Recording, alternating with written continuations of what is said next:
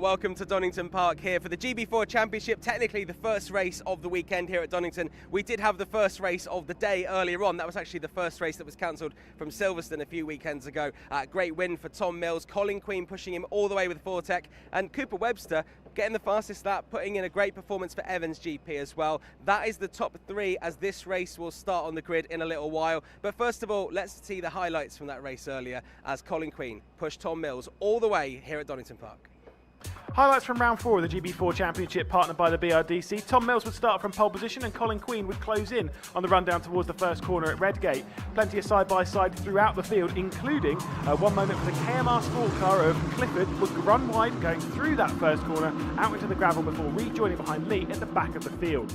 As they would head their way through the Craner curves, it was race leader Tom Mills just about hanging on as it was Colin Queen fighting all over the rear end. Going through the old hairpin, it was pretty tight. Colin Queen would get a run up the hill towards McLean's, and on the end of the first lap, it was just about Tom Mills holding on for the race lead. Sid Smith and Harry Reynolds would also battle it out for 6th position on the race down towards the start-finish straight, with Sid Smith just about working his way through before dropping back. Then there was McNeely getting past the likes of Fairburn, working his way up the order into 5th position as they would race their way through. Bit of a moment for Ruhan Alba as he would come through the old hairpin, skipping up over the gravel before rejoining after losing a couple of positions. Meanwhile, the fight for the top 3 was absolutely on fire. Tom Mills just hanging on to the race lead, Colin Queen all over the rear end, Cooper Webster also keeping them quite close for company. No switches as they would head on to the final lap of the race, Kilcarney having an issue going through the old hairpin and running out wide and over the gravel trap. Coming to a stop, that was where his race would end. However, at the top 3, there was no major switches. It was Tom Mills coming through the final corner to take his 3rd victory of the season and extend his championship lead over Colin Queen and Cooper Webster.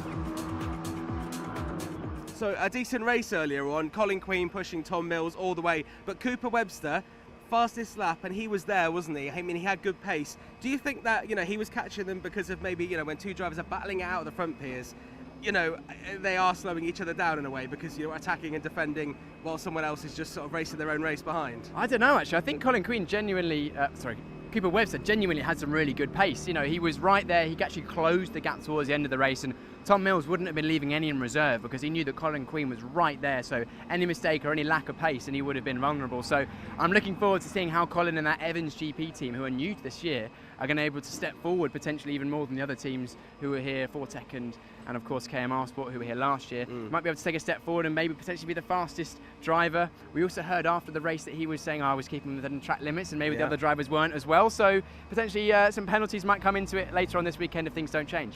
Yeah, a little bit of drama there, and obviously that was the first race from Silverstone that should have happened on the Saturday when it was very, very wet in Silverstone, which means 2 drivers actually that are here this weekend to race at Donington couldn't participate. Kai Darianani, who we'll hear from in just a little while, he's a brand new driver to the grid, but also teaming up with Harry Reynolds at Elite Motorsport is Josh Irfan. Josh is just here now, so we'll bring him in to have a little bit of a chat. And you sat out Silverstone, which is why you sat out the first race this morning, but you're back here at Donington. How are you feeling going around this track here? Because it's a brilliant day for racing. Yeah, I really like the GP circuit. It's nice that it's really nice and warm and the weather's going to be good, unlike Silverstone. But yeah, looking forward to the first race where I'm starting 5th. So yeah, should be good. And obviously, you weren't at Silverstone because you were racing elsewhere. How is it going? Because you're getting a lot of seat time. So I was racing at Snetterton, in the F4, but yeah, it didn't go too well. Qualifying went okay. I think I qualified to start in 8th for the first race, but unfortunately got tagged in the first race. But the first race will also be cancelled and will be moved to Donington at the end of the year. Oh, right, okay. Great to see that you're racing in lots of different cars. Good experience to get a lot of track time. But are you finding it difficult getting between 2 different cars, or maybe even 3 if you've been testing other things? They're quite similar, to be fair, because they're both similar in lap time as well. Maybe a tiny bit different. This is a little bit quicker around the corners, so you can carry quite a bit more speed, but it doesn't take too long to adjust. And what about your driving technique? Is there any specific things you have to do for one car or for different cars, and maybe for the GB4 car? I think you have to hit the brake a little bit harder in this, and apart from that, I think that's it. Well, looking forward to seeing how you get on later on. Yeah, absolutely. Thanks, Josh. We'll let you crack on. And obviously, I mentioned there's a brand new driver with Evans GP, the Australasian Malaysian hookup team. I don't know if that's what they're calling it. 3rd driver for them. The teams are allowed a maximum of 3 drivers, and it's Kai Darianani. And I spoke to him yesterday as he got to grips with his GB4 car for the very first time.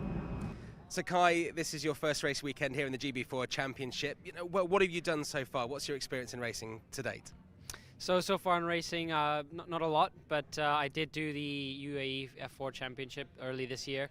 I'm currently in the British F4 Championship as well with Virtuosi Racing, and now with Evans GP for 3 rounds in the GB4 Championship. So yeah. How did this link up come together with Evans? Oh, it's because my manager knows the team boss, and we thought it'd be a really good idea to get some experience racing and get in the car, and yeah. So ahead of this weekend, obviously you've done the practice sessions so far. You know, how much of experience have you had in this car? Or has it had just been this weekend in Donington? Yeah, it's literally been yesterday was the first time in the car, and today, of course, as well. But you know, it's coming along pretty well. Pace is looking better and better. Bit unfortunate with the red flag at the end, as I was on a push lap on new tires, but it's coming along. Excellent. So you're doing this round at Donington, then back at Donington later in the year, and then Brands Hatch as well. So sort of limited participation in this series, but still lots of data and lots of race experience you can get. What are you hoping for? What do you think is achievable? I think definitely points are definitely on play here. Maybe even some podiums, but yeah, it really just depends on how quickly I can get up to speed, which I'm confident I'll be able to do a good job with the team. I've got a lot of support and a lot of help from Josh Evans and engineers as well. Yeah. Well, obviously we'll see as the weekend goes on how you get to grips. And finally, what's your dream in racing? Everyone seems to have a path they want to go on. And what's your end goal? End goal is Formula One. Okay. So everything that I'm doing now is towards that sort of end goal, and trying my best and putting everything I have into it. Yeah, GB4, great place to start on that path. And do you have a racing hero? My favorite F1 driver is Daniel Ricciardo. He's not racing right now, obviously not got a seat, but yeah. I'm sure he'll be back at some point. He's too big of a character not to be back at some point. But Kai, it's been great getting to know you to start off with, and I'm sure we'll talk more as this season goes on. Thank you. Thank you.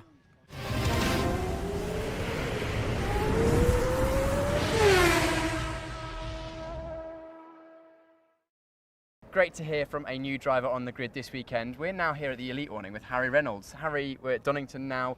You had a great race at Silverstone. Just talk to us about how it was to win your first race in the GB4 Championship. Yeah, it was a great win. Obviously most of it under safety car, which was quite good for me, but to get that first win under my belt is great, and hopefully now into Donington it can keep the momentum going.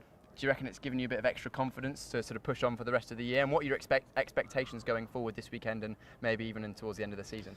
Well, it definitely gives us confidence going forward. Now we know we can win, so as a team now we'll just keep pushing and keep going forward. And for the rest of the season, we're obviously going for wins. We're going for that championship. Yeah. Well, it's great to hear, and you've carried on with that good form, with a strong qualifying. Tell us about where you've qualified and how that sort of situates you for the races. And do you think you can have a good weekend this weekend at Donington? Yeah, we're P4, so we're in a good place. I think that's my best qualifying. So we're right at the top end now. So yeah, we'll keep pushing, like I say, and yeah, go for that win. And Donington is a different circuit to Silverstone. We mentioned it a little bit earlier on in the show, but Silverstone very open, very wide, a long circuit. Donington also pretty fast, but you've got that last sector. Is that sort of, you have to set the car up a bit differently, drive a bit differently potentially? Yeah, it's got a lot of different types of corners where Silverstone is very high speed. Here it's got very changeable corners, so we've got to change our driving style throughout the lap, which makes it very interesting but very fun. And have you driven all the circuits in testing this year so far? Where does Donington rate in your estimation? Well, I've obviously driven them before in the past, in previous years. In the GB4 car, I would put it up there. I love all the tracks, all the MSV tracks and Silverstone, obviously. I'd have to put it top 3. Great to hear from Harry Reynolds there, driving for Elite Motorsport. He's got a lot of friends and family who have come down from the Welsh coast near Pembroke to watch him race this weekend, and he starts P4, which gives him an amazing chance at getting on the podium. Now, we show you everything that happens on the track. We chat to drivers near the track, away from the track. I just want to show you some of the things you can do if you come to Donington Park or any of the other race weekends of the GB4 Championship. Loads of shopping, right? As well as ice creams and all the usual food and everything you can buy. I'm a huge fan of these prints here at the Cool Camel. You've got Lewis Hamilton there, looking resplendent, a kind of, well, I don't know, it's kind of a black, red and green version of his car there. Very, very classy indeed, and very reasonably priced, I think the proprietor would agree. Loads of other things as well, loads of merchandise, and actually, if we spin round, cameraman Ben, some pretty nice cars. Now, I don't think these are for sale, but they certainly garner a lot of interest. There's been, incredible amounts of photos taken of these cars. And earlier on, I saw some lads kicking a football around very close to a Ferrari, which I don't think is a very, very good idea at all. But anyway, these are some of the things you can do at Donington Park this weekend. Maybe you're coming down tomorrow, but that's enough away from the track. Let's take a look at the track we're racing on here in the GB4 Championship this weekend. Well, to Leicestershire and just about at the Derbyshire border as we head to the 2.5-mile circuit of Donington Park. It was opened back in 1931 and is one of the oldest circuits in Europe. It is the oldest circuit in the United Kingdom, still in use. An absolutely fantastic venue, full of history and full of challenging corners. Big overtaking opportunities in the likes of Redgate, McLean's, Coppice, the Fogarty S, Goddard's, etc. And of course, for the brave, down into the old hairpin. The Wheatcroft Straight is the start-finish straight up towards Redgate and then down this enormous hill, 2.5 miles in length, but so much elevation. You get a real good look of it here as we come down the hill, through the craners, through the old hairpin, and then we begin that climb all the way up through Starkey's Bridge, Swans Curve, up towards McLean's. It is a fantastic circuit for racing and certainly one that will challenge all of our drivers this weekend.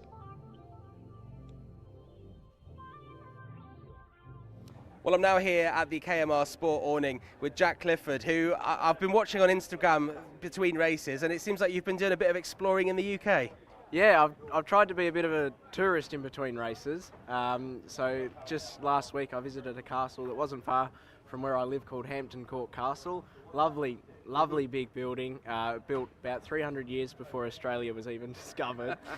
So yeah, lots of history in this country, and it's while I'm here, you know, I've got to experience the country because I'm living here full time for the 8 months that the season is on for. So yeah, trying to be a tourist as much as I can. A lot of new things to get used to. How does Macca's compare? I'm just translating it to Australian for you. That is McDonald's for anyone watching in the UK. How does that translate over here? Well, Macca's we call it at home, but it's definitely a lot better here than McDonald's in Australia. Sorry, Mr. McDonald's, but we've got some research to do. Yeah, apologies to Ronald. Obviously, Hungry Jack's as well. That doesn't exist here. Have you got used to that? I haven't tried Hungry Jack's at home, actually. I haven't had Red Rooster, Hungry Jack's, Burger King. I haven't tried any of that. Okay. Trying to be an athlete.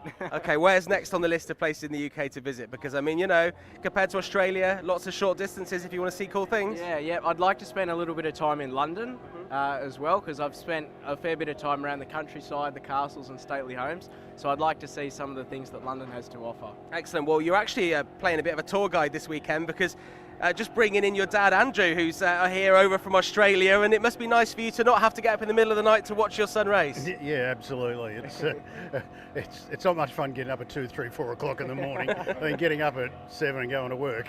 Yeah, not ideal at all. Yeah, and also you've travelled over this time out. It's a lot of effort to get here, but well worth it hopefully so far. Yeah, no, it's terrific. Unfortunately, Jack's grid spot doesn't reflect the time. He did a respectable time, but as the season goes on, everyone gets better and closer. So unfortunately, the grid spot's not good. The time's respectable, so but he'll get there. We were chatting just a moment ago the fact that, you know, when you were deciding what to do for this season, you were looking at coming and racing in the UK. You chose GB4 partly because of the coverage, and what other things brought you to the GB4 Championship? Bang for your buck, seat time, track time, dealing with a far higher level of competition and professionalism, and just 10 times more experience than what we would have got in Australia.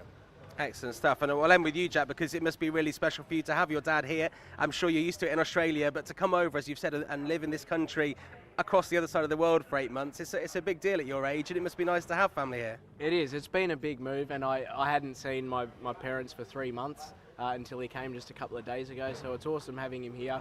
It makes the lonely times not so lonely, never a dull moment, so it's really good. So the team, effectively, when my parents aren't around and I've made the 18,000 kilometre move, it's the team's sort of been my family in England now, and some people where I live have taken me under their wing as well, which is good. So it's awesome to have Dad at the track here with his advice as well. That's good to hear. Jack, best of luck this weekend. And can I just recommend, I'm sure Piers will back me up here, just down the road, Alton Towers.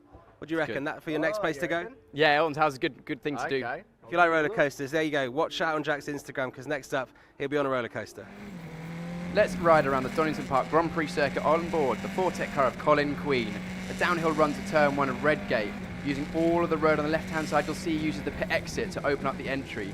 down to 4th gear. Quite a fast apex here, and watch out for track limits on the exit as we now have a long run down to the old hairpin through Hollywood on the right, just staying right, trying to minimise any steering input. Left of Craner curves, keep it left to open up the entry into the old hairpin very fast, down just 1 gear, all the curb on the entry, all the curb on the exit.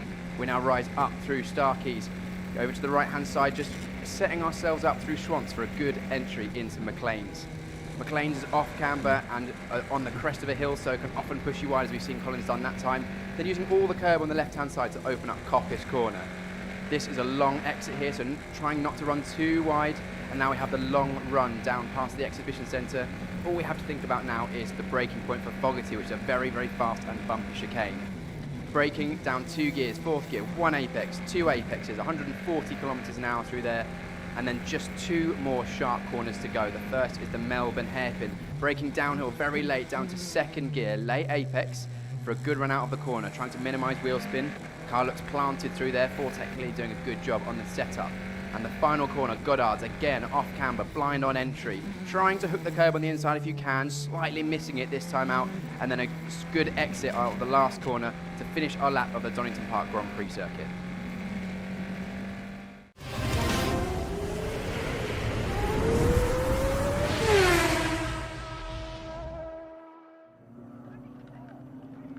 Well, here we are again in the assembly area for race 1 of the Donington race weekend. There have been, has been 1 race already this weekend. That was finishing off things from Silverstone. And we just need to talk about that race, Piers, because actually we heard from Cooper Webster at the end of that race. He wasn't very happy coming P3 for Evans GP, not very happy with the track limits from Colin Queen and Tom Mills. And actually there's been a penalty handed down to Colin Queen. Tom Mills has no penalty, which means that he's dropped down a place from that the first race. It was a 5-second penalty, right? And that is track limits. So for people watching who maybe don't understand what the track limits means, what is that? Well, there's a rule, of course, in motorsport to keep you within the circuit, which means that you're allowed to use all the circuit up to and including the white lines and the curves, but you're not allowed to go over it. If you're seen to exceed track limits more than, I think, 3 times, you get 1 warning, a final warning, and then a penalty. And clearly, Colin, unfortunately, left the circuit too many times and got a penalty for that, but still, because they were so far in the lead, the top 3, he had a 5-second penalty which put him down just 1 place. Cooper Webster promoted to 2nd place.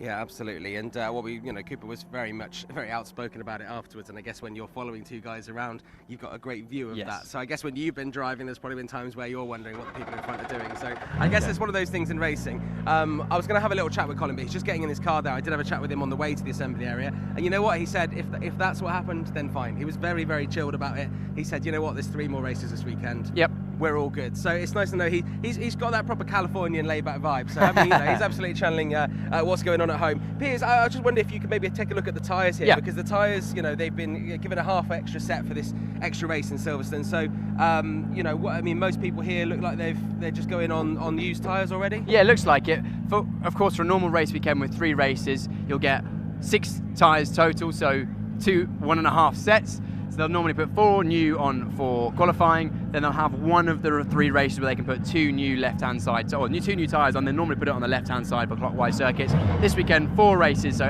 2 full sets, 8 tyres.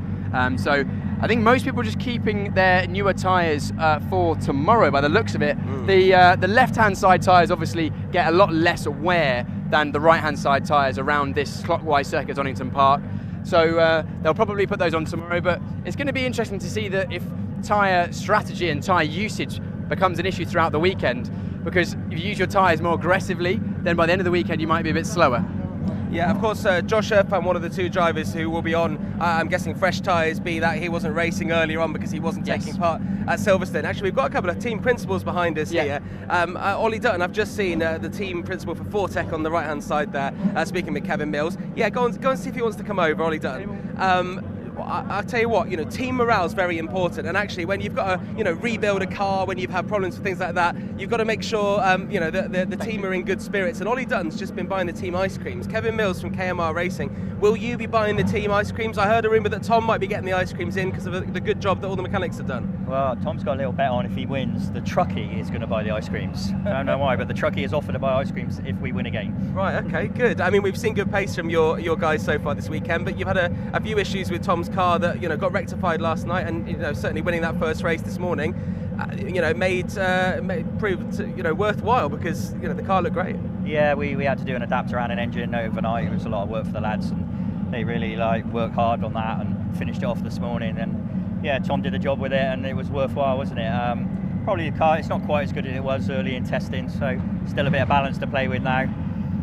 Colin's really quick and Webster, so I don't know, it's not an easy task anymore, so the championship is really close. Yeah, Tom's really seemed to have found his feet. He's got a lot of confidence, of course, the only second-year driver. It looks like he's just really nailing the laps. I mean, that last race, he barely put a foot wrong. Yeah, I think last year you would have seen him make a little error and ran wide, maybe lost a place or tried to do an overtake somewhere, that wasn't really on. So it shows that, the second-year drivers, they do learn so much from the championship.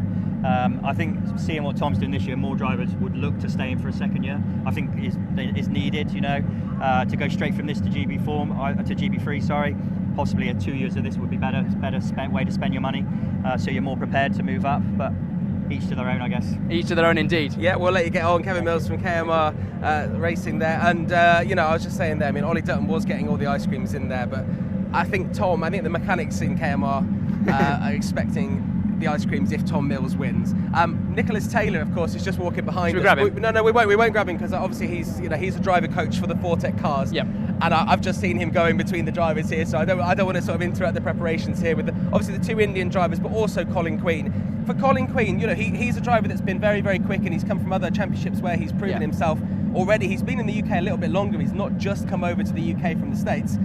To have Nicholas Taylor, the inaugural GB4 Championship, coaching you is a really big deal for him. Oh, it must be great because, of course, Nicholas Taylor knows how to win at pretty much all of the circuits we go to this year. He was mega fast, probably the fastest or consistently one of the fastest drivers through last year. He's an intelligent guy, he's a nice guy as well, and to have that information not only from the team, Fortec Motorsport, with the setup, but also how to drive the car on that setup is really useful, and it's showing that Colin Queen is right up there with Tom Mills, who's a second-year driver, and I expect that Ruhan Alva and, of course, Aditya Kulkarni as well will come on as the season progresses and get close to the front. Yeah, I think absolutely that's the case. We're just watching the drivers here now. I feel like it's warmer now. I don't know if it's because the sun's lower in the sky or something like that. But these tyres are going to take a little bit less time to warm in. 34 degrees track temperature at the moment. Is that pretty much where you want it for racing in the UK? I mean, it's about perfect for these cars, I think. I mentioned before the first race this morning, which was the Silverstone round, that potentially the tyres might not be their best until the end of the stint, and we saw that in qualifying. But in the race, they did their fastest laps, I think, about halfway through the race, which is fairly unusual for these GB4 cars, which don't work these Pirelli tyres too hard. So clearly the track temperature is allowing them to get up to temperature pretty quickly and allow them to push early on and then potentially falling away a little bit. So the teams will be working hard to make sure they get the right tyre pressures so the car is just where the drivers want it when they want it. Excellent. I'm just going to walk in front of you here to Kai Darianani, who's making his debut in GB4, brand new on the grid this week. We're just going to have a quick word. Kai, how are you feeling ahead of the race? You all good? Yeah, all good. Excited for my first race in GB4. Going to give it everything and have fun out there. Excellent. I mean, what's the plan off the line? Just see how it goes and do your best, or have you got a plan in your mind? Essentially, yeah, just drive as quickly as possible, try to make as few mistakes as possible, and see if I can make some overtakes as well. Hey, sounds good to me. We'll let you continue your preparations for the race. Driving with Evans GP there, Kai Darianani, who's, come into this car and not had a lot of time in this GB4 car, and I'm impressed as a non-driver to see, some of these kids come in from karts and they get straight into these slicks and wings cars.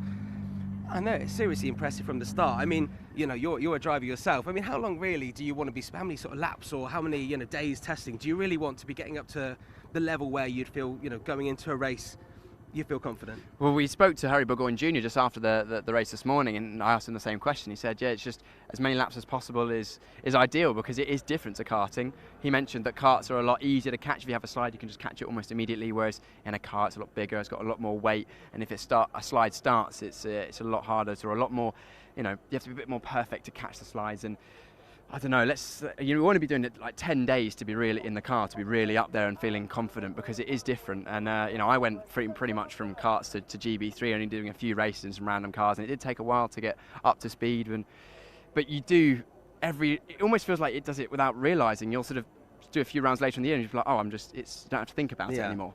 Yeah, that's the way, isn't it? The more you do something, the more practice you Yeah, get in, exactly. and you learn from the data as well. Let's keep walking. I can see a familiar face up here. I mean, we don't want to keep talking to Max Maserati because I feel like we give him almost too much airtime, but he was such a big character in the inaugural year of the GB4 Championship.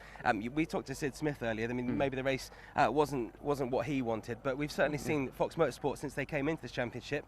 They're a team that have come in with this GB4 car, and actually, you know, along with Liam McNeely there, they've proven from a team point of view that they're getting used to this car and they're getting some pretty good results out of it. Yeah, of course, Fox Motorsport have got a lot of experience in other categories, so they know what they're doing. Just getting used to the car itself and how it, how to get the most out of it is something they're getting used to. But they seem to be on the pace already and doing a great job because they're, Liam McNeely's been right up there. He of course won the race in the last time out and also had a strong results throughout the season. And Sid's getting right up there as well. And considering Sid's basically not raced single seater slicks and wings, I don't think Liam has either.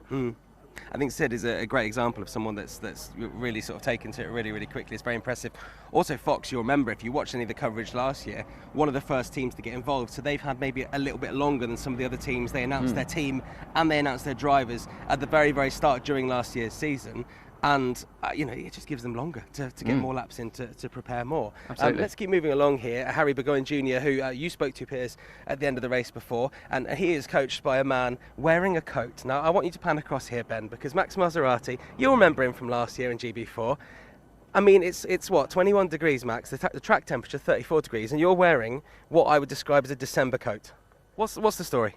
Clearly, well, it was annoying Nick, so I just thought it would be fun to get under the skin of my championship rival from last year. So you're saying the rivalry is still continuing off track this year. We had a little bit of a team karting event over Christmas, and there was still a rivalry there. And now it's gone into this year where you're both now sort of driver coaching because of your experience at GB4 last year. When's this going to end? Oh yeah, the no budget rivalry continues. We'll find a way to keep battling it out. Clearly last year was enough for us. So this year we've come back coaching and. Obviously Harry's been doing really well, and he beat 2 out of 3 of his drivers in the last race, so we're happy. Yeah, I was going to say when it comes to driving, it must be, I think, really reassuring for a young driver to come in and have someone with your experience. I know you've raced against peers before, but to come in having had such an exciting season last year, I think that's really good to have someone in their corner like yourself. And obviously, I'm guessing you're seeing improvement constantly. Yeah. I think it's especially for young Harry's. It's so early on in his career. And he's only 15. I think he's the only actual proper rookie in this championship. Everyone else has done at least a year or so of car racing. So with that in mind, he's performing extremely well, and you're seeing it session by session, him getting better, and his racecraft is phenomenal. Wherever he qualifies, he finds at least one place, and by one place, normally it's 2, 3, 4 up the grid by the end of the race. So. Yeah. Really great at overtaking, and I think it helps us, last year being able to relay knowledge of when you're going into this situation, this is what's likely to happen. But he comes from karting and he's got a very good karting pedigree, so he very much knows racecraft.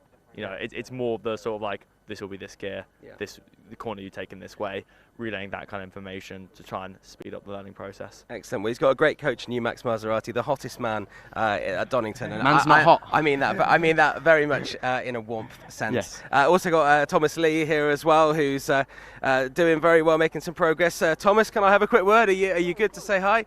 How's it going? Because you're balancing your racing career with your business career, and you've got only a certain amount of time, and considering you're doing very well. Well, I appreciate that. I have to say, very thankful to have a really great team, to support.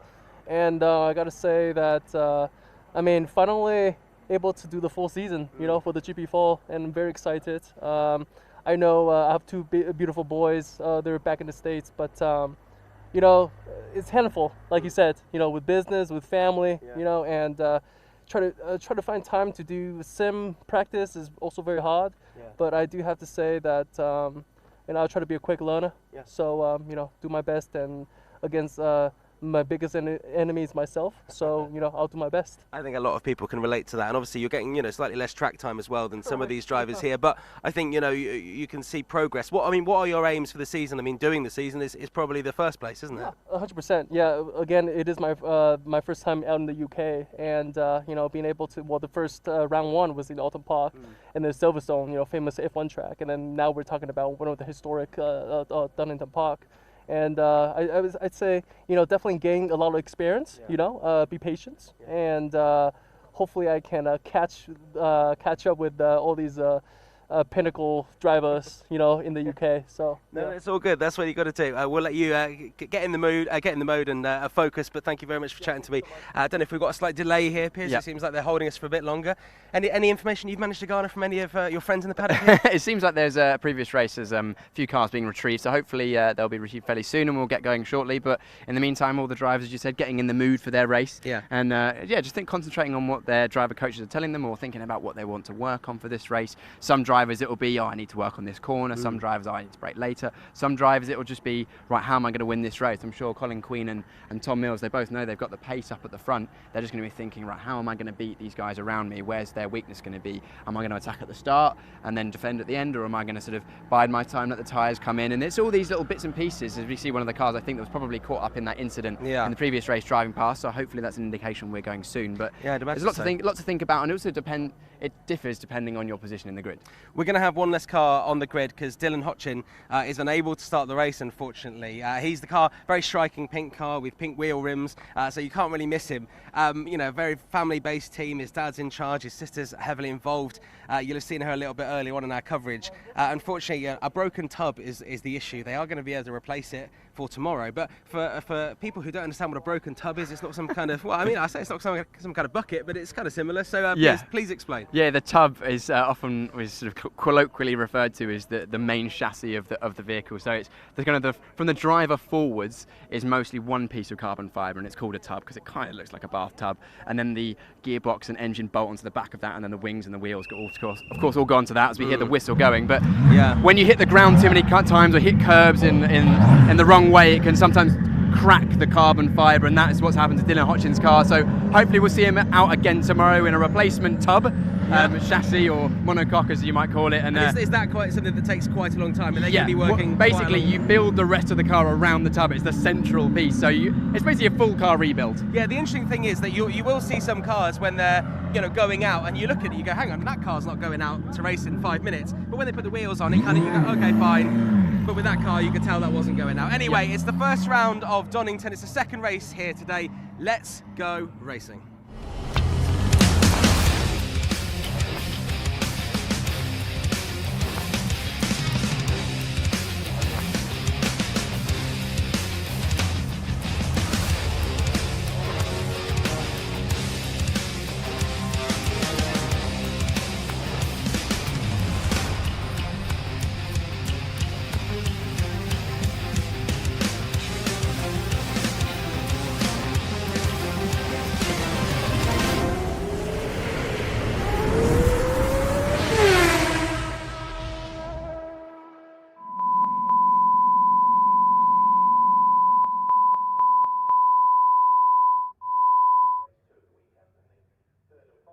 GB4 Championship partnered by the BRDC, and yes, that might sound confusing because we were talking about round 4 earlier. It is round 7. As they were saying, the delayed race has been dealt with, and we are all eyes ahead. On the road, the 21 races to crown the GB4 champion of 2023. Will it be Tom Mills? Well, he's stepping towards it at the moment. He has an incredible 55-point championship lead after just 6 races. He has been phenomenal in this season, but he is being challenged. Trust me when I say that, because when we start talking about the starting grid, we're going to talk about a lot of consecutives here, because the top 3 have been phenomenal and they are getting faster and faster. Colin Queen and Cooper Webster are giving Tom Mills a very good run for his money. Whilst there were struggles in the previous race for Harry Reynolds and for Liam McNeely, 2 drivers focusing on the fight for the championship, we'll take a look at the grid. Tom Mills starting from his 5th consecutive pole position. Colin Queen starting from his 3rd consecutive front row start, and Cooper Webster from his 6th consecutive top 5 qualifying. Harry Reynolds, though, that race winner back in Silverstone, will start this race from 4th position, looking to try and go for another one, with Josh Erfan on his return starting from 5th. Liam McNeely, who came into this round as 2nd of the championship, will start this one from 6th position on the road, with Kulkarni starting from 7th. Ruhan Alva, who currently has his personal best qualifying, and that will change tomorrow when he starts from 4th position after a fantastic effort. Then Fairbairn Darianani will start from 10th position on his debut in the Evans Grand Prix machine, and then back in 11th position as we get down to those final positions on the grid. Jack Clifford, who had issues on the race start, coming through Redgate. Sid Smith starting from 12th after his joint personal best finish in the previous race. Harry Burgoyne Jr. starting from 13th position. Dylan Hodgson unfortunately not making it into the grid as they were discussing in the assembly area.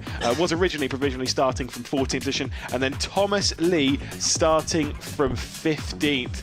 The race about to get underway. Obviously setting sun, warm track, tyres we've spoken about before.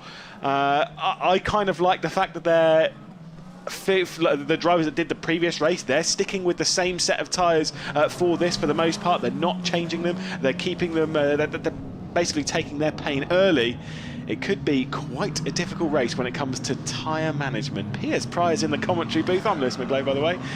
And Piers, this is going to be interesting. Can Cooper Webster, can Colin Queen, can they do it? Can they beat Tom Mills? The same three at the front of the field. It's all going to come down to who has the best start, I think, as is often the case in any racing, but especially single-seater slicks and wings racing.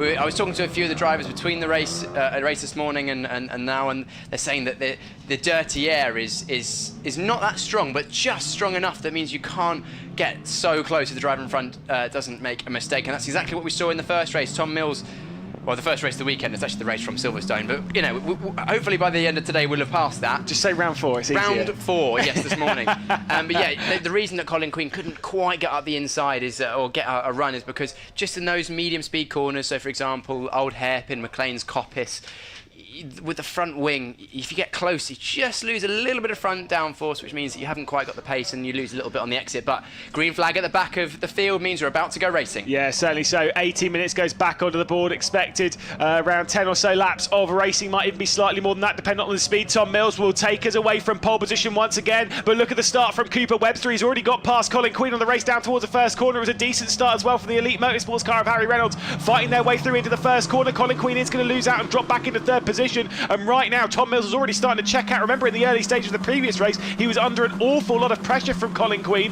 and he's not having quite the same feat from Cooper Webster as they go side by side down towards the Old Hairpin from about 6th position backwards. They start to go single file when everyone's through cleanly this time. Yeah, everyone's through cleanly. It was 2x2 down the Craner curves. Harry Reynolds right on the back of Colin Queen and that 4th position now, so he's looking for to try and make up some positions and potentially get on the podium once again. We can see there going through the field, that is Irfan in the Elite Motorsport car, the number 15, just in the back of shot. He's having a strong race as well with McNeely just in front of him. Yeah, Irfan obviously on his return, he did take part in the first round of the championship when we went racing at Oulton Park. Actually has the same qualifying positions with a 5th and a 6th through that round as he has this weekend as well. So continuing on that good form, Cooper Webster though with a massive moment going for the foggy. Yes, you saw that through the foreground. He might lose out to Colin Queen here. He's just about managed to keep hold of the car without going off the race circuit, but it's allowing Tom Mills to clear out. Harry Reynolds is having to defend from Liam McNeely. Cooper Webster does keep Colin Queen at bay, but that was a very costly mistake from the Evans Grand Prix driver. And look at Tom Mills now, he's checking out. Yeah, it's still Cooper Webster under pressure. We saw that mistake through Fogarty S. Is also behind Harry Reynolds. Had a slight slide and went on wide on the exit, which means he's under pressure from McNeely as well. But it's now Tom Mills' opportunity to pull away 1 second after the first lap. He's going to be loving that. You see a dart to the inside from McNeely just trying to put off Harry Reynolds. It's now Tom Mills in the lead with then 2 for 2nd place and 2 for 4th place.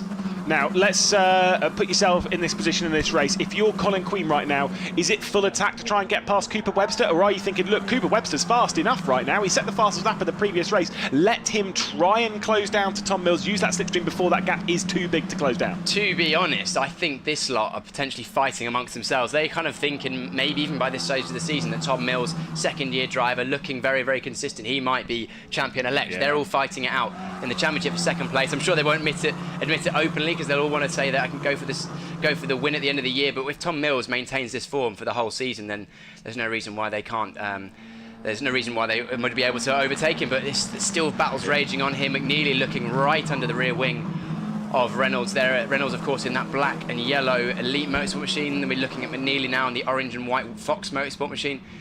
the gap at the front It's come down. Yeah, it's definitely not opening out. Let's have a look at the sectors. It's definitely come down because Webster is 2 tenths faster in the middle sector alone than Mills. So again, potentially some different setup options between the cars. Maybe Mills has gone with a slightly lower tyre pressure, thinking he might want to be faster at the end of the race, or potentially Webster's found a little something between the first race and the second race, and hopefully that gap closes down as Webster sets the fastest lap of the race by, again, nearly 2 tenths of a second. Fantastic, yeah, he just got lost out a little bit in that final sector, but he's still closing his way down on the race lead, as we can see. Confirmation, Kulkarni got dropped back behind Clifford. Darianani as well dropped back behind Alva, and now has the pressure on his shoulders from that freshly repainted Graham Brunton racing car for this round, by the way, and I think it looks fantastic of Harry Burgoyne Jr. It's a top effort repaint. Yeah, it does look great, the GBR car, Graham Brunton Racing in for Harry Burgoyne. It almost looks like the Alfa Romeo Formula 1 car in its sort of in its style, and it looks really good. And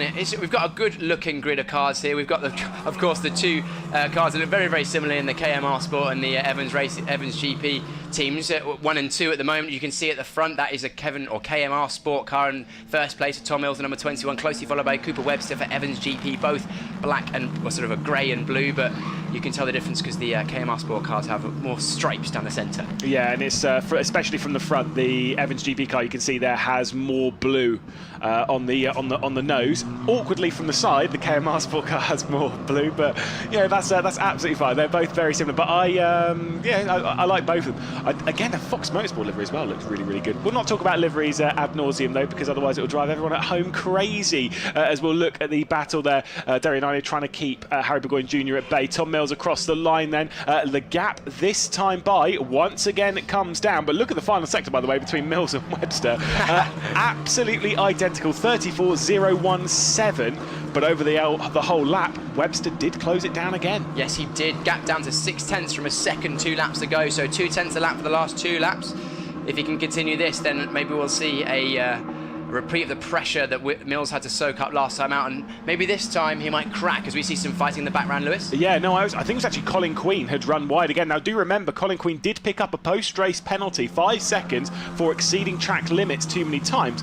Now, he did look quite wide there coming out of the old hairpin. I was almost wondering if he had a mistake going into it, maybe a little bit of oversteer, something like that, that just pushed him out a little wide. It's so easy to do so. Obviously, we saw Kulkarni having that issue towards the end of the previous race, but Queen is not being able to keep up with Webster and Mills at the moment. Yeah, well, we saw, of course, as you said, Queen got those penalty, but so did this car that we're looking at now. McNeely as well got a 5-second penalty. Oh, as we see, that was Irfan taking a wide line through Reynolds. Reynolds, my mistake, yeah. Reynolds in the elite car taking a wide line through the Fogarty S and going over those big blue curves, which can definitely damage your car, as we've seen what happened to Dylan Hodgkin, who hasn't made out for this race. So that won't be a comfortable ride, and has also cost him some time. He's now under pressure once again from McNeely. And that's Burgoyne making a good move up the inside of, that's our new driver, Kai Darianani, isn't it? They go side by side to the last corner, and that's a lunge also by the Fortec car. That is Ruhan Alva, I believe, going up the inside. Also, McNeely's absolutely going for a move on Reynolds. This is it. I saw it in the foreground coming through the final corner. McNeely's going to send it around the outside. There's almost contact between the two. That's brilliant stuff between McNeely and between Reynolds. So up to 4th position goes McNeely into the first corner. Fairbairn's also sat off the rear end, as is the returning Irfan as well, sat behind him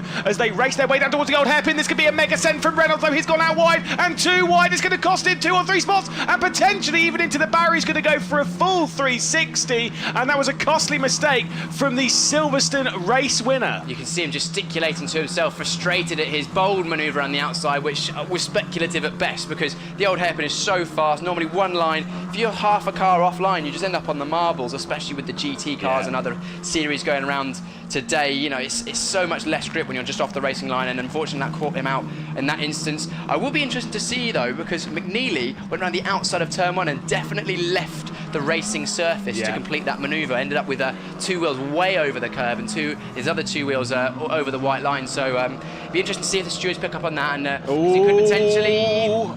That was scary. Yeah, could potentially be at risk of receiving a 5 or 10 second penalty for gaining advantage by leaving the circuit. Yeah, certainly so. Well, this is Alva in the green highlighted Fortec car. You've got Kulkarni in the blue highlighted one, and all trying to keep Sid Smith at bay in the green highlighted blue and orange. This car right here, the number 99, the Fox Motorsports car. So a little bit of a fight back down the order for 9th, or what will now be 8th position. Let's take a look. You talk me through it. So yeah, Harry Reynolds looked around the outside of the old hairpin, but nearly didn't even do anything really. He just took his normal racing line. Then Reynolds realised by the time he was in the middle of the corner he was fully committed and couldn't back out, and he was off the circuit. You see 2 wheels on the gravel, and once you're on the gravel you're just a passenger effectively. The car bouncing around. These cars have got such a low ride height that as soon as you get on that gravel you're just basically on a skateboard, and that was the end of Reynolds' race for that position. He's still going, which is good to see, I believe. Yeah, he's still going round, but he's now in 13th place and way off the back, 2.8 seconds off the back of Darian Arney in 12th. Could he have damaged the floor of the car? I think it's unlikely because it's all grass there. If you hit a curb is where you normally damage the floor. You know, the edges might be a bit fluffed up from the gravel because you can get a bit of gravel rash, but he should be absolutely fine. The team will do a quick scan over the car after the race, I'm sure, but he'll be okay to soldier on for the rest of the race unless there's any damage to the suspension, because that's kind of the weak point if you go off the circuit in these cars, is if you go off and hit a rut and the car sort of bounces down, you can often bend the push rods, because these cars of course are made for lightness and speed as well as reliability, but you know, if they are outside of their normal working range on tarmac, it often can often cause a bent rear wishbone, which then means he'll have to come in the pits. But he's still going, what's his last sector looking like? 34.4. So yeah, he's still on the pace of the group that he was in. Although talking of sectors, Queen was fastest in the middle sector on a 34.1, a tenth faster than our leader and almost 3 tenths faster than Evans in second place. So this group at the front, the top 3 once again coming down. Yeah, I think the problem is I think Webster made a bit of a mistake in sector 2. Fastest first sector from Colin Queen in 3rd position. The gap's actually opened up because look who has the fastest lap now. Tom Mills set a 27.753 on the previous lap. That was a quarter of a second faster than Cooper Webster. There is confirmation of that in the bottom right of your screen. So Tom Mills in that number 21 KMR sport car looking for his 4th win of the season. And I said before, earlier on this broadcast, you might have caught it, you might not have. At the moment, as far as what I've seen on the website, as far as what I've seen on the points, he has a 55-point lead after 6 races. More than a race win, of course, 35 points for a race win. He's closing on having a weekend clear of the field after just 3. Nearly, and we know that KMR Sport team and Tom Mills and his family work hard to get the budget to go racing and make sure that he can get out there. And he's, you know, even since the last round is saying, you know, we don't know if we've got the budget to finish the season. He really hopes he can, because it would be great for him to win this championship and potentially go on to move on to different things. I believe we might have some sort of lovely shots potentially coming up. Super slow, man. Yeah, we'll have a look at. Here we go. So yeah, coming through the Fogarty S's, Tom Mills completely committed there. Look how much curb he takes. Just right between those two. That is precision. You see the car moving about. See those yellow bollards are just slightly lower than the blue ones, and you can see the car wobbling around, and that was precision driving from all 3 of them. Look, getting right up to the blue bollards, which you definitely want to miss, and then onto the yellow ones, which are a bit flatter. You can see Harry Reynolds sliding through there. I love a super slow. So good. Oh, Reynolds. You can see Reynolds, when he hit that blue curb, it threw the car into the air, and then the car bottomed out, and he definitely not good for your lap time, and also not good for the underside of your car or suspension, that's for sure. No, I've got to say though, Tom Mills, there is no surprise to me that he's the one that's able to get his front left in that tiny gap between the 2 curbs, because we've commentated on Tom Mills for now, almost a year and a half, and in all of that time, his spatial awareness versus the track surface, bearing in mind, we've obviously commentated on GB3, GB4, his spatial awareness as to where his wheels are compared to the track surface, I think is the best in GB4 and GB3. He has such an affinity as to where the wheels are. He is perfect, as Harry Burgoyne Jr. sent it a little bit too much over the curb. That's those blue bollards. I think bollards, they're not bollards, they're more like sort of speed bumps. I don't know what you'd call them, but they are definitely raised quite high, and these GB4 cars run so low. But yeah, you're mentioning that Tom Mills, of course, having a very, very good awareness of the outsides of his car, because we saw, especially, I don't know, a good shot was Snetterton last year into the Agostini hairpin. He could hang his outside of his front right tyre over the edge of the circuit, as we have a battle now between Irfan and Clifford. Fairbairn, my mistake. Yeah, certainly is. Fairbairn just about trying to hang on to that 5th position. Clifford just off the rear end. If there's any mistake between these two, Clifford will be absolutely a part of it. He said, we heard from him in the interview and stuff, how frustrated he was after the issues in the previous race, just running out wide and costing himself. Basically, it was a silly mistake, just overdrove Redgate a little bit. Obviously, it's a little bit sketchy when you've got 3-4 cars up your inside and all that but he is closing in. He's in 7th position at the moment, so running quite well, but at the moment we're focused on that battle for 5th. For the race lead, once again, we will just touch on it a little bit as we've got 5 minutes and 15 seconds left to go in this race. Should be around about 3 or so laps, might even be a little bit longer. We did get that extra bonus lap, and if they're running the same pace, which I think they pretty much are, we might sneak in a 4th lap of racing, which I'm absolutely okay with, because right now the top 3 is getting closer and closer. It is getting closer. Half a second at the start of this lap, but visually that gap between Webster and Mills at the front is looking less than half a second. And who's got the fastest lap of the race, Lewis? Oh, well, it looks at the moment it's going to be Colin Queen. Colin Queen is the fastest lap. So that group again coming together as we saw this morning, but of course with 2nd and 3rd places reversed. This time, of course, Webster having the better start and doing a great manoeuvre. He's now chasing down to try and take the win. Webster, as we know, very fast on the simulators, races for the Oracle Red Bull Racing simulator team on is it iRacing? Yes, he mostly does iRacing. He's done little bits on R Factor 2, including a couple of rounds of Le Mans Virtual Series and stuff. He's well experienced on the sims. Again, mostly to the point of, I remember when I found out that he was racing in this championship, I genuinely couldn't believe it. But he has done a lot of racing over in Australia and stuff. He's done a fair amount of racing in some crazy cars as well. But coming over here into the GB4 Championship and trying to put his absolute rubber stamp on the European racing market, on the British racing market, as we can see Tom Mills once again driving it in on the last lap time. By the way, I'm just going to touch on it a little bit because it is, as commentators, this is exactly what we want. 3rd was faster than 2nd, 2nd was faster than 1st, which means the entirety of this group is getting closer and closer, and Colin Queen just set the fastest 1st sector of the race as he is applying all the pressure. We said before in the previous race that these 3 were not separated by very much, and they are not separated by very much once again. It does seem as though this is going to be the case for the weekend, and I'm okay with it. That's absolutely fine by me. We mentioned Cooper Webster, of course, has got some serious simulator experience, but that's not to diminish any of his real-world racing experience, of course, largely being in the Australasian continent with him being from Australia. But he's racing the S5000 Championship for a couple of years, which is a ridiculous single-seater. Cool. It's basically like effectively a GP2 car with a 5-litre V8 engine. They're crazy. Mad. And he's also done some car racing dating back to 2018. So he's not a complete rookie in terms of car racing in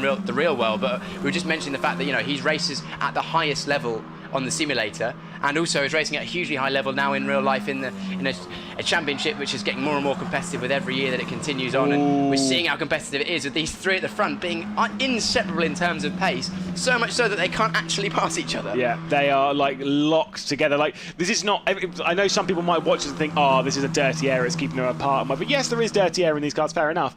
But I think it's more just the fact of they're just not making any mistakes. They're doing the same thing. Now, Cooper Webster in the middle of all of this, obviously I'm sure he's keeping an eye on exactly what Tom Mills is doing when it comes to track limit excursions. He did point that out post-race when John Jackson was interviewing him on the podium, how frustrated he was about the top 3 causing track violations and stuff. It did get him promoted up to 2nd place. So yeah, it's clearly justified because he saw what was going on, and as John said, penalty's been dished out. You've got the best seat in the house behind someone on circuit. You know exactly where their wheels are because you're watching to see if they make a mistake. But of course, the marshals and steward teams and race directors do as good a job as they absolutely can, and will catch almost all infringements, but they can't physically keep an eye on every single car for every single corner of every single lap. So sometimes it goes unnoticed, but you are flirting with danger and the danger of penalty if you are leaving the track surface. But this gap at the front is still so close, just half a second.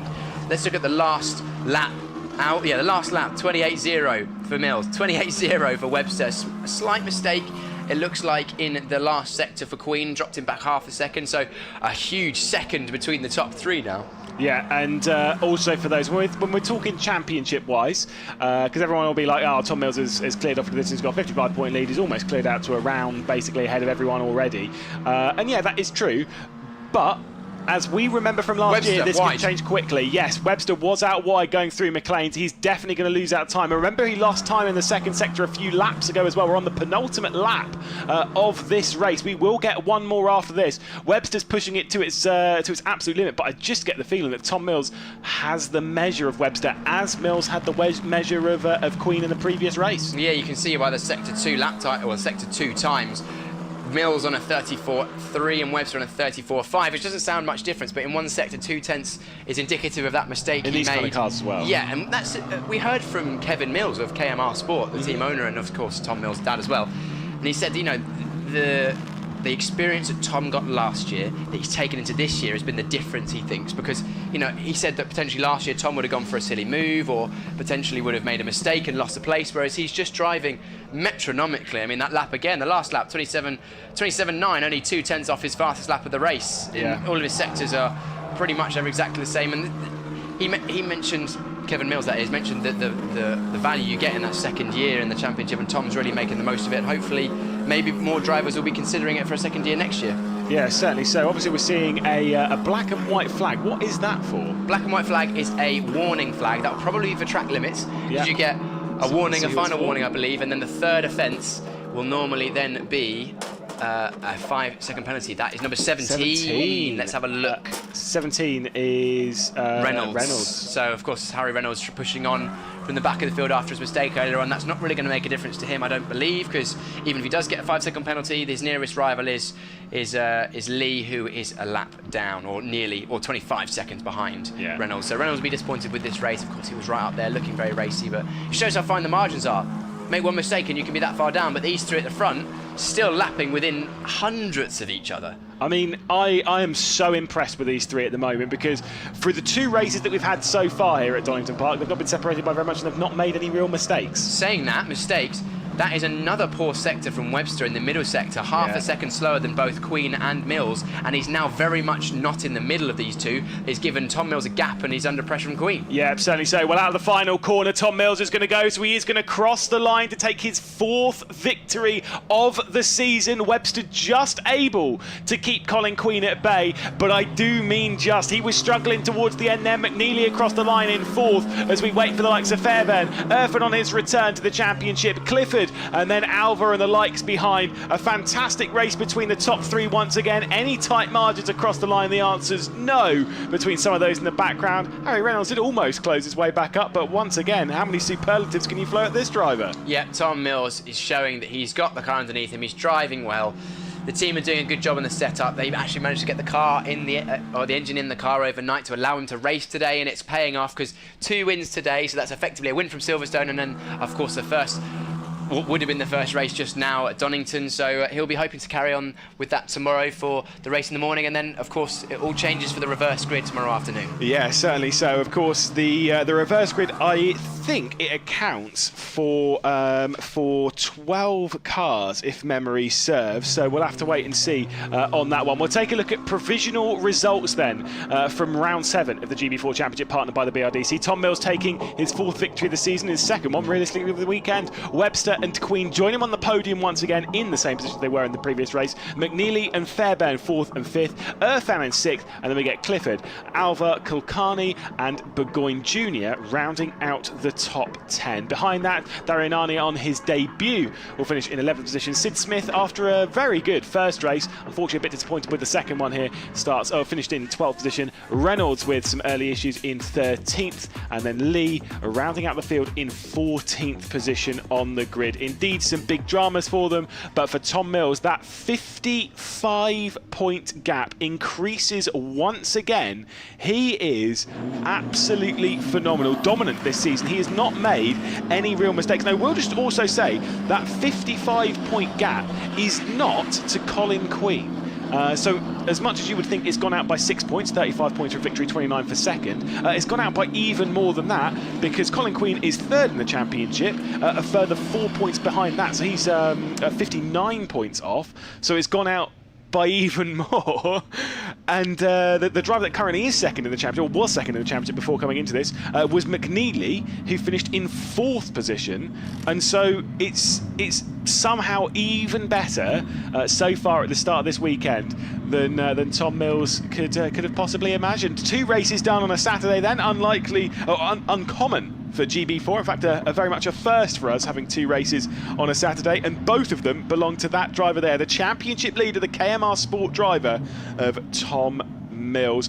We did hear from Kevin Mills that the truckie now has to basically owe the entire team some ice cream, which I think on a beautiful Saturday afternoon like this, going into a Saturday evening, there is nothing better. We'll see if Cooper Webster's slightly happier after this race than he was after the previous one. Remember, he was very frustrated with Colin Queen, and I think a little bit towards Tom Mills as to their track excursions. He was keeping an eye on them all the way through that race, and I'm sure he'll be keeping an eye on them all the way through this one as well. He's been a wily old fox, as Cooper Webster, and certainly having his best round of the GB4 Championship, partnered by the BRDC so far. Ollie Dutton having a chat with Colin Queen, of course, the Fortec team principal.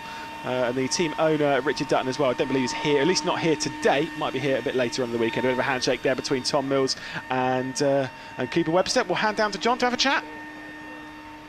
Yeah, well, I'm here with Tom Mills, who's making a little bit of a habit of winning today. That's one race won earlier on at Silverstone here at Donington, and now you've won the first race here at Donington. So more of the same, and another dominant performance from you. Yeah, just it's hard out there. It's hot. These two keep putting a lot of pressure on me. I was just like same as the last race, really, just trying to hit my marks, trying to not make any mistakes, and yeah, I still had a bit of pace in hand at the end when I made a little gap. So yeah, fantastic day. So. We've heard a couple of rumours before the race, and these are the big questions. We heard from one member of your team that if you win, you're buying the ice creams. We also heard from the big boss man that if you win, the truckie's buying the ice creams. Can you confirm who's buying the ice creams from Mr. Whippy now? If I did the double win, then the truckie's buying the ice cream. So that's why I went so fast, so I didn't have to buy them. Okay, right, so that was a case of money. But Tom, that was super impressive, and we'll wish you the best of luck and see you tomorrow for 2 more races here at Donington. Tom Mills with the KMR Sport Your Race winner. The cars, very interestingly, are a little bit further forward, and they're on a little bit of a slope, so we've just got to make sure we don't get hit by a car here. I'm just going to come over to how you doing? Are you right? Yeah, good, thanks. So, Cooper, you were like, one place higher than you finished before, but actually that's your second place today. So you must be pleased. Yeah, I'm very pleased. That was a good race. That was probably one of my best races in GB4 so far. I think I had, at least in the first half of the race, I took it to Tom there and challenged him. But the tyres took it, and it just wasn't there in the end. But yeah, I gave it my shot. You did indeed, and obviously, we talked before about issues with track limits. You were happy with Tom's driving there. Was that all cool? Yeah. That one was much better. I think that was all right. I think I was all right. I couldn't see Colin, but it was much better. Yeah, showing some great pace. So you've got a couple of third places now, I think it is, or maybe 3 third places. No, in fact, you have 2 thirds, 2 seconds. So next it must be the win. Who knows? I mean, that's easier to say, but hard to do on track. So I'll give it my best shot tomorrow, and hopefully we tune up the car again like we made a step then, and just see how we go. 2 more races tomorrow. Lots of people watching back home? Mum and Dad at home. There's probably like 3 a.m. there. They told me to give them thumbs up when I was got on the podium, but everyone's watching at home, so it's the support from there is really nice. Excellent. We'll let you go and celebrate with the team, get your trophy as well. Cooper Webster, we're going to take a look at his tyre. I mean, you said the tyre took it. I mean, look at the tyre. It's toast. That is a tyre that's done. No more life in that. I don't think so. No, congratulations, P2 for Cooper Webster there. We're just going to come around and find Colin Queen here. Hey Colin, another good race with you battling at the front there. A little bit disappointed with what happened with the penalty from before, but another podium is another podium. Yeah, no, another podium's another podium. Yeah, no, we had a bit more pace in that, but just overheated the rears a bit, and I mean, look at them. They're a bit sad to say the least, but it's good pace. I think we got fastest lap, so I won't settle for third at all, but it's still good points, and I'm on the podium again. Yeah, we've just seen with Cooper, the tyres really took it on all 3 of these cars. You can absolutely see what's happened out there. Track was something like 34 degrees at the beginning there. 2 more races tomorrow. Feeling confident about that? You got a good position on the grid tomorrow? Yeah, no, we have great pace, consistent as well. So yeah, if I could just get a good launch, a great launch off a pole tomorrow morning, it'll definitely be good. I got a mediocre start in this race. Then everyone else had to make us. So, yeah, if I could just do exactly what I did this race, except get a good start, yeah, it should be good. Well, you're starting at the front tomorrow, so it's going to be interesting to see. Colin Queen with Vortec Motorsport, another good drive from him. I mean, you can see the tyre degradation here. I mean, I don't want to touch this because I imagine it's very warm, but you can see the marbling on this tyre here. Absolutely ridiculous. We're going to talk to Piers a bit more about the tyres because we did discuss what the track at 34 degrees would do to the tyres around this track. But yeah, it's definitely tyres at the end of their life there. Another exciting GB4 race here, and Tom Mills really driving incredibly well. He does have that experience of racing in the inaugural season last year and the GB4 Championship, doing very, very well, and the team won the championship as well, so they know what they're doing. Let's watch him pick up another race win trophy as we head to the podium with Lewis McGlade.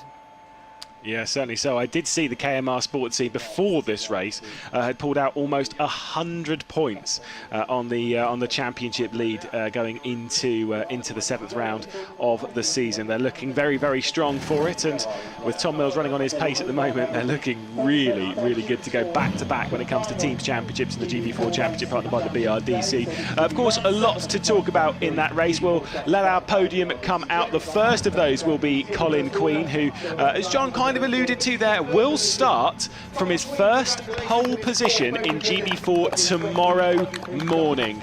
Now, is this third place a bit of a confidence booster? Does he know that he's got the pace? Because I think certainly from the outside we can see Colin Queen has the pace to take victory tomorrow. Into second position, it'll be Cooper Webster. Of course, he did finish on the road in third place, but then got promoted into second after Colin Queen's penalty in the previous one. So it's a second consecutive second place. And speaking of consecutives, speaking of second consecutives, it is back-to-back victories for Tom Mills as he sweeps Saturdays here at this super Donington Park. Onto the top step of the podium once again, taking his 4th victory of the season. And again, a reminder, that is his 6th overall in GB4, showing that he is a superstar and certainly the man to beat on the grid. All onto the top step of the podium, and again, photographs, videos, and of course, their trophies. We'll take a look, though, at highlights from the race. Highlights from round 7 of the GB4 Championship partnered by the BRDC. Tom Mills once again starting from pole position, but it was actually a good start from Cooper Webster, getting past Colin Queen on that race down into the first corner and going up into second position. Harry Reynolds also with a decent start, trying to keep them company in that 4th position of the Elite Motorsports car, but Tom Mills started to clear away. Harry Reynolds had a bit of pressure from behind as Liam McNeely in the Fox Motorsports blue and orange car was trying to find his way through up into 4th position. Meanwhile, the top 3 were closing their way back up. McNeely down the inside of Reynolds, a tough fight between them, which was separating them from all of the grouping ahead. Tom Mills was starting to pull away at the front, but he was being reeled in by Cooper Webster as the fight for 4th position was absolutely enthralling. McNeely all the way around the outside of Reynolds, and then this mistake from Reynolds, trying to send it back around the outside of the old hairpin, all the way around the outside he would go. Unfortunately, it was a no. Out wide, he'd spin round and drop back to the rear of the field. Meanwhile, at the top of the field, it was absolutely electric. Fastest lap after fastest lap. Tightest margins you could possibly imagine as Colin Queen was closing in on Cooper Webster, and Cooper Webster in turn on our race leader. Sid Smith out wide, costing him a position and dropping back down to 12th. Meanwhile, Tom Mills, final lap of the race, coming through the final corner to take his 4th victory ahead of Webster and Queen. A brilliant drive. GB4 Media Pen once again, and we've got Harry Reynolds. Harry, thanks for coming and chatting to us. I know what was after a difficult race, frustrating for you, but just talk us through what happened. I could see you were trying to move a good battle with McNeely, but unfortunately ending up not where you wanted. Yeah, me and Liam were having a good battle. Yeah, he unfortunately got me into turn 1, and then going back down to Old Hairpin, I went for the outside, and there was a bit of dirt there, and unfortunately I spun. It's the way it goes. We're going to keep fighting tomorrow and for the rest of the season. So, yeah, you were trying hard, clearly pushing on, and it was a good battle between you and Liam. It was pretty clean. You mentioned it was a bit dirty on the outside there. You only probably were about half a car width off the racing line, but just discuss how that felt and what led to that you end up going off. Yeah, we're all on the limit here. And even half a car length off, and just that little bit of dirt, and it just takes you over that limit. So yeah, just having that car on the inside just makes it so much more difficult. But all part of the learning experience. Is your first season in Slicks and Wings single seat, a bit different to what you drove last year, and are you still learning things in terms of the racecraft with these cars as you go along? Yeah, definitely with a Ginetta Junior, you're always like bumper to bumper, but in this, if you make contact, it's a wing or a wheel gone, so you've got to be careful. Yeah. Anyway, Harry, thanks for chatting to us. I'm sure you'll learn from it and come back stronger than ever today, tomorrow, because you had some great pace yesterday. We've got Jeremy Fairbairn once again. Jeremy, thanks for coming and chatting to us again. Yeah, of course. You had front row seats for that incident with Harry, unfortunately. I did, yeah. They were battling pretty closely. I had thought something was going to happen, so I kept close, but not too close. Yeah, and that obviously paid off when you managed to get the place off Harry. You're on the back of Liam McNeely. Didn't quite have the pace to get him this time. Yeah, Irfan was right up on my tail, and he kept me on my toes for sure that whole race. So I was just defending him off for the most part. But yeah, if he was a bit farther back, I could focus on ahead, just getting to McNeely, and potentially could have gotten a P4, but P5 from P9, I can take it, yeah. Yeah, it was a good race for you, and you mentioned you were under pressure from Irfan. How do you defend a position around here? It's pretty difficult around here. There's a few passing spots that are pretty lethal, like high-speed stuff as well. So just hold mid-track to inside line and get him into a position where he can't really hold it around the outside. And the wash is so strong here as well because of the high-speed corners. So after that, he can have some wash, and then you can get a chance to pull away. But it's really just under braking is like the best opportunity to make some overtakes. Yeah. 2 races tomorrow, reverse grid as well. What are your hopes? Starting P8 race 2, so that should be some carnage involved in that, but just got to keep my nose clean and focus on the task ahead. Focus on the task ahead indeed. Thanks for chatting to us once again. We'll see you again tomorrow. I believe we've got we've got anyone else? Yeah, we're going to get Thomas Lee to come in here. He's coming in here. Brilliant. I'll just been chatting to him. He's got a really You can interesting chat story. to him. No, it's all right. You can come into the middle here. Okay, all right. I was just saying, just while Piers was chatting to Jeremy there, you've been pretty busy flying around, and you just got straight here, and you were straight in the car. So just basically just sort of say what you were telling me off camera. Well, honestly, I'm overwhelmed, I have to say. I literally flew in on Thursday, got my rental, drove about 40 minutes from Birmingham to Donington, and literally hop on second session like right on time, So I have to say, schedule's been pretty hectic.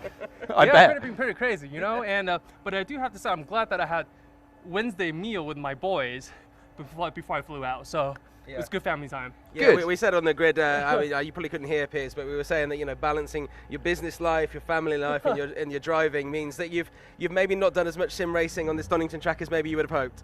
Yeah. So it was funny. I don't know if I should say this, but I literally did about 30 minutes of sim before I flew out. So I mean, I'm very thankful and very blessed that I have a very great team. They were able to guide me through throughout the process. So I mean, that's why besides being a quick learner, but you have a big family support team.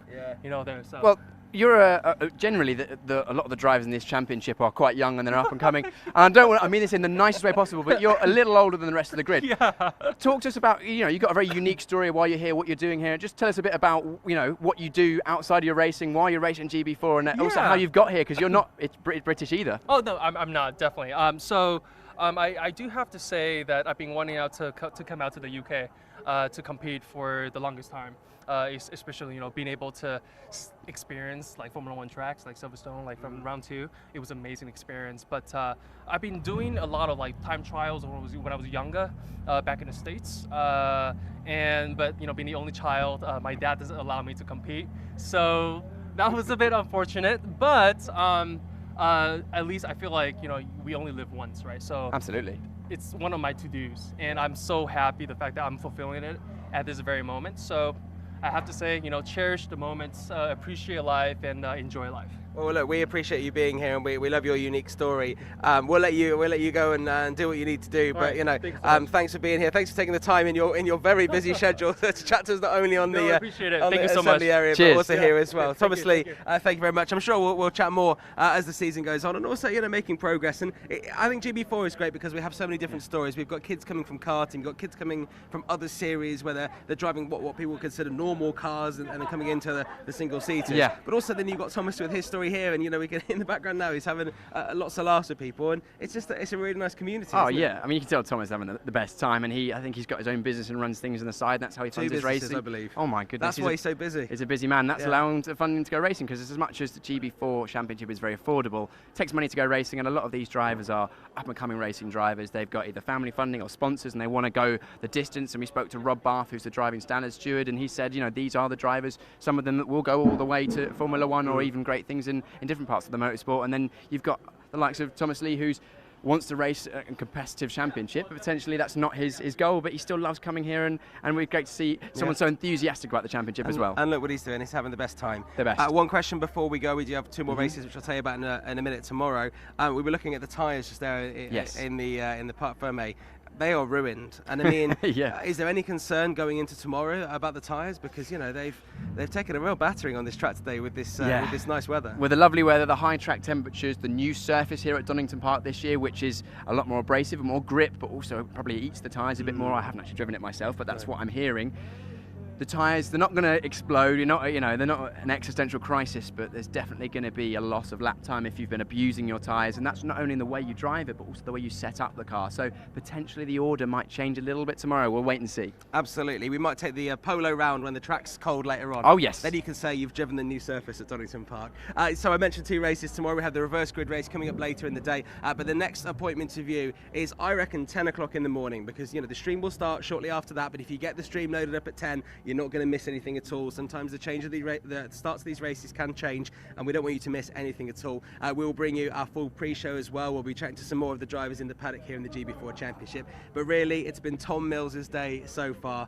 2 race wins from 2 races here at Donington Park, but he's got a couple of guys very close behind him, one Australian, one American, who might cause him some problems tomorrow. 10 a.m. is the next race time in the GB4 Championship tomorrow morning. We will see you then.